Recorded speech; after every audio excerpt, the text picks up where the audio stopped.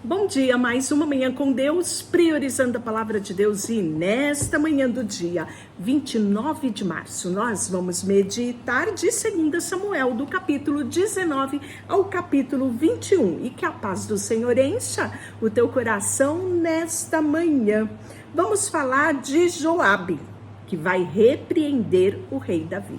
Você lembra do episódio de ontem que Davi lamentou a morte do seu filho Absalão? É aquele que usurpou o trono, que expulsou o pai da sua própria nação, da sua própria cidade real. É aquele que tinha assim a intenção clara e evidente de matar o seu próprio pai para usurpar o reino, né? Então, pois bem, esse jovem chamado Absalão, astuto ele, morreu. E Davi, mesmo os soldados dele vencendo a guerra, derrotando os inimigos, Davi, tudo aquilo era como se fosse nada. E ele lamenta e chora a morte de quem? De Absalão. Isso foi o fim para o capitão Joabe, que estava longos anos ao lado de Davi, guerreando as guerras, né? Logo que chegou Joabe, a notícia de que o rei chorava e lamentava a morte de Absalão, quando o povo soube da grande tristeza do rei pela morte do seu filho, a alegria da vitória naquele dia se transformou em profundo pesar. É isso mesmo. Os soldados entravam na cidade sem chamar atenção, como se estivessem envergonhados e houvessem até fugido da batalha. Olha só que sentimento, ao invés do sentimento de vitória que eles deveriam ter. O rei cobriu o rosto com as mãos e continuou a chorar. Ah, meu filho Absalão, ah, Absalão, meu filho, meu filho. Então Joabe foi até o quarto do rei e disse: hoje salvamos sua vida e a vida dos seus filhos e filhas, das suas esposas, das suas concubinas. E, no entanto, o Senhor age desse modo e nos faz sentir envergonhados? Parece amar os que te odeiam e odiar o que te ama. Hoje deixou claro que todos os seus comandantes e soldados não significam nada para o Senhor. Pelo visto, se Absalão tivesse sobrevivido e todos nós tivéssemos morrido, o Senhor era satisfeito. Olha a próxima fala de Joabe para Davi. Agora saia e vá parabenizar os seus soldados, pois juro pelo Senhor que se o rei não for, nenhum só deles permanecerá por aqui esta noite. Seria pior do que todo o mal que já lhe aconteceu na vida. Assim o rei saiu e se sentou à frente da cidade. E quando se espalhou a notícia de que o rei estava ali, todos foram vê-lo. Enquanto isso, os israelitas haviam fugido para suas casas. Em todas as tribos de Israel houve muita discussão. O povo dizia: o rei nos livrou dos nossos inimigos, nos libertou dos filisteus, mas teve que fugir por causa de Absalão. Agora Absalão, a quem ungimos, vai se retirar sobre nós, vai reinar sobre nós, mas ele está morto. Pois bem, não devemos demorar para trazer o rei Davi de volta. Então Davi enviou uma mensagem aos sacerdotes Zadok e Abiatar. Pergunte às autoridades de Judá: por que vocês demoram tanto para receber o rei de volta? Até eu já sei que todo Israel deseja minha volta. Vocês são meus parentes, a minha própria tribo, meu povo e minha raça. Então, por que são os últimos a receber o rei de volta? E Davi pediu que dissessem a Amasa: você é o parente, meu povo, a minha raça, que Deus castigue severamente se de hoje em diante você não se tornar comandante do meu exército no lugar de Joabe. A mensagem de Davi convenceu todas as autoridades de Judá e eles deram uma resposta unânime e mandaram dizer ao rei: volte para nós e traga todos que estão com o Senhor. Então, o rei começou a viagem de volta para Jerusalém. E quando chegou ao Rio Jordão, o povo de Judá foi a Gigal para encontrar-se com ele e acompanhá-lo até o outro lado do rio. Simei, que era filho de Gera, o Baurim, da terra de Benjamim, atravessou com os seus homens, os homens de Judá, para lhe dar boas-vindas ao rei. Estava com ele 1000 soldados da tribo de Benjamim, incluindo Ziba, servo da casa de Saul, com seus 15 filhos e 20 servos. Desceram apressadamente do Jordão para receber o rei e atravessar o rio para ajudar a família do rei a chegar à outra margem e para fazer o que lhe fosse solicitado. Pois bem, quando o rei estava prestes a atravessar, Simei, filho de Gera, curvou-se diante e suplicou: ó meu senhor rei, por favor, perdoe-me. Esqueça as coisas terríveis que o teu servo disse quando o Senhor saiu de Jerusalém. Sei quanto eu pequei, por isso vim hoje ser a primeira pessoa de todo Israel para receber o Senhor, meu rei. Olha só, lembra dele jogando pedra, dizendo que ele tinha que morrer, que ele era maldito? Pois bem, ele é o primeiro aqui a se arrepender.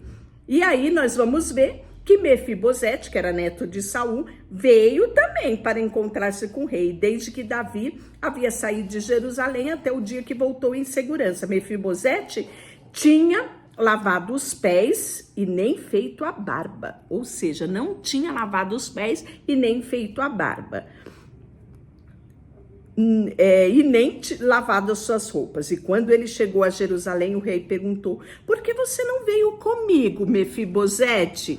E ele respondeu: ó meu senhor rei, meu servo Ziba me enganou. Pedi que ele selasse meu jumento para que eu pudesse acompanhar o rei, pois como o senhor sabe, sou aleijado. Ele, no entanto, falou mal de mim e disse que eu havia recusado a vir. Mas sei que o meu senhor, ó rei, é como um anjo de Deus. Portanto, faça o que lhe parecer melhor.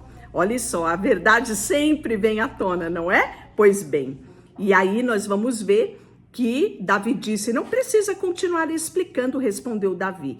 Resolvi que você e Ziba dividirão a sua terra igualmente entre si. Dê tudo a ele, disse Mefibosete. Para mim, basta saber que o Senhor, meu rei, voltou para casa em segurança. Olha que fala aqui de Mefibosete, que era neto de Saul, filho de Jonatas, né? Que coisa mais linda, né? E aí nós vamos ver que Davi vai tratar Barzilai com bondade. Ele era de Gileade, havia descido de Rogelim para acompanhar o rei na travessia do Jordão. Ele era idoso, ele tinha 80 anos, era muito rico e foi ele que providenciou alimentos para o rei durante a sua estada em Manaim. Lembra dele? Ele era amigo fiel de Davi, né? E aí nós vamos ver que o rei disse a Barzilai: venha comigo a Jerusalém e eu cuidarei de você. E Barzilai, porém, respondeu: sou idoso demais para ir com você a Jerusalém. Tenho 80 anos e não consigo mais apreciar coisa alguma. A comida e a bebida não tem mais sabor. E já não consigo ouvir voz dos cantores, seria apenas um peso para o meu senhor, ó rei. Atravessar o Jordão com o rei é uma honra, e isso é suficiente para mim. Que coisa linda, né? Assim todo o povo atravessou o Jordão com o rei, depois Davi abençoou Barzilai, o beijou e ele voltou para sua casa em segurança.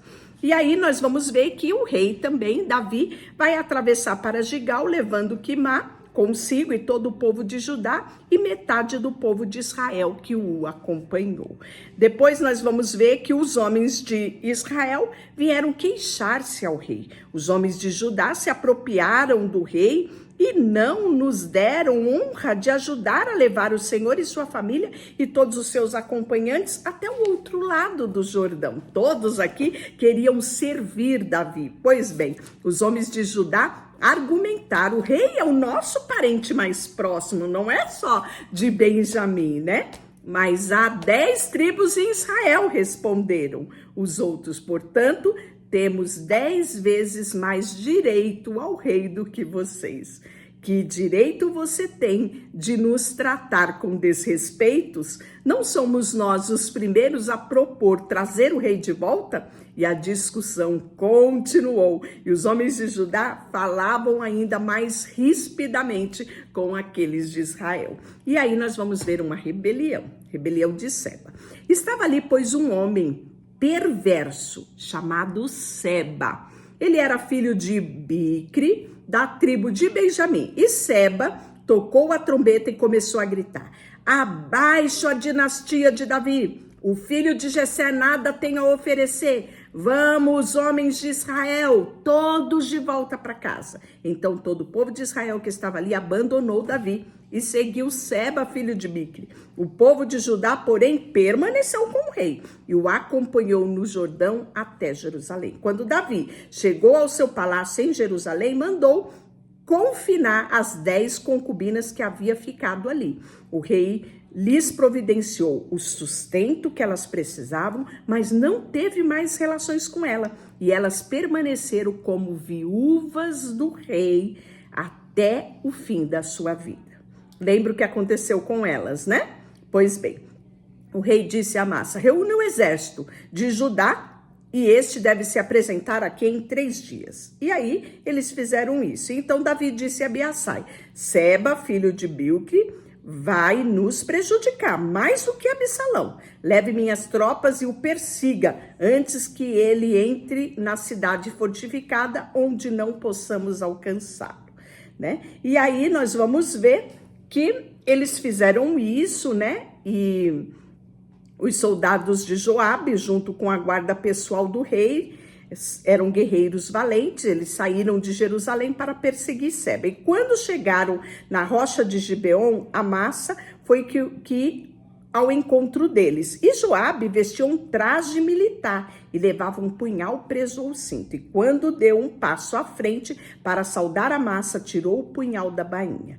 Como vai, meu primo? Disse Joabe, e pegou pela barba com a mão direita como se fosse beijá-lo. Amasa não percebeu o punhal na mão esquerda dele. Joabe o feriu no estômago, de modo que suas entranhas se derramaram no chão. Joabe não precisou ferir outra vez, pois Amasa morreu rapidamente. E um dos soldados de Joabe gritou: que estiveram do lado de Joabe e Davi, que venham e sigam Joabe. Amasa, porém, estava estendido numa poça de sangue no meio do caminho, e os soldados de Joabe viram que todos paravam para olhar. Então os soldados o arrastaram para fora do caminho até o campo e cobriu com um manto. Com o corpo de Amasa fora do caminho, todos seguiram Joabe na perseguição de Seba, filho de Bicri. E enquanto isso, Seba, que não é bobo nada, passou por todas as tribos de Israel e por fim chegou à cidade de Abel-Bet-Maaca, né? Todos os membros ali das clãs se reuniram para lutar e seguiram até a cidade. Quando os soldados de Joabe chegaram, cercaram aquela cidade, que era construída numa rampa, muito fortificada essa cidade, e começaram a derrubar o muro da cidade. Então, uma mulher sábia da cidade gritou: ouçam, diga a Joabe que se aproxime, porque lhe desejo falar com ele. E quando se aproximou, a mulher perguntou: que o senhor é Joabe? Sim, sou eu, respondeu ele. Então ela disse: ouça, Sua serva com atenção, estou ouvindo, disse ele. E a mulher continuou. Antigamente, o costume dizer, se precisar resolver um desentendimento, peça conselho na cidade de Abel. Somos pacíficos, fiéis em Israel, mas o Senhor está prestes a destruir uma cidade importante da nossa terra. Por que deseja destruir aquilo que pertence ao Senhor? De maneira nenhuma, respondeu Joabe, não quero arruinar nem destruir a cidade. Não é esta a minha intenção. Quero apenas capturar um homem chamado Seba. Pois bem, e está bem, disse a mulher, jogaremos a cabeça dele para você por cima do muro. Então a mulher levou ao seu bom conselho até o povo. Eles cortaram a cabeça de Seba e o jogaram para Joabe. Que mulher, né? Nós vamos falar sobre ela aqui, no nosso versículo do dia. Isso mesmo. E aí nós vamos ver que Davi, por fim, no capítulo 21, vai vingar os gibeonitas, porque durante o reinado de Davi houve uma fome terrível e durou 3 anos. E Davi fica muito preocupado com esse longo período. E o que Davi vai fazer? Consultar a Deus. E Deus fala que no reinado de Saul, ele quebrou o pacto feito com os gibeonitas. Isso aconteceu lá no livro de Josué. Isso mesmo, lá no início das conquistas da terra, né? Onde eles fizeram uma aliança e Israel deveria sempre proteger os gibeonitas. E no reinado de Saul, Saul fez um verdadeiro massacre contra os gibeonitas. E por conta disso, Deus vai ferir Israel com uma fome terrível. E aí, nós vamos ver que Davi vai perguntar a Deus o que deve fazer. E Deus vai falar para ele, olha, procure os gibeonitas e pergunte para ele o que deve fazer para se retratar com eles. Pergunte para eles e eles vão dizer a você, né? E aí nós vamos ver que eles vão pedir a cabeça de filhos, ou seja, da descendência de Saul. E é muito triste este momento aqui, porque nós vamos ver que Davi, infelizmente, vai precisar cumprir isso, né?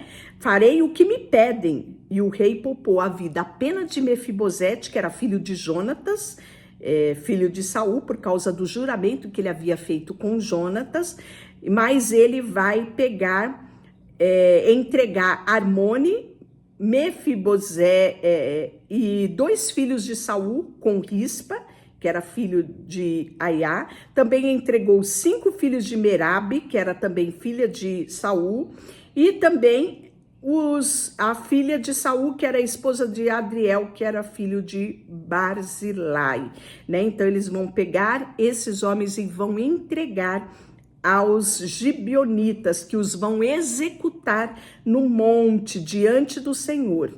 Foram 7 mortos ao mesmo tempo no início da colheita da cevada. Então Rispa, que era filha de Á, estendeu um pano de saco sobre a rocha e ficou ali todo o período da colheita, para que os filhos dela, que tinham sido ali mortos, não fosse comido pelas feras, né? Pelas aves. E aí Davi soube que Rispa, que era a concubina de Saul, estava ali jejuando, revendo, né? Cuidando ali dos seus mortos. E aí Davi pede permissão e manda enterrar esses corpos, né?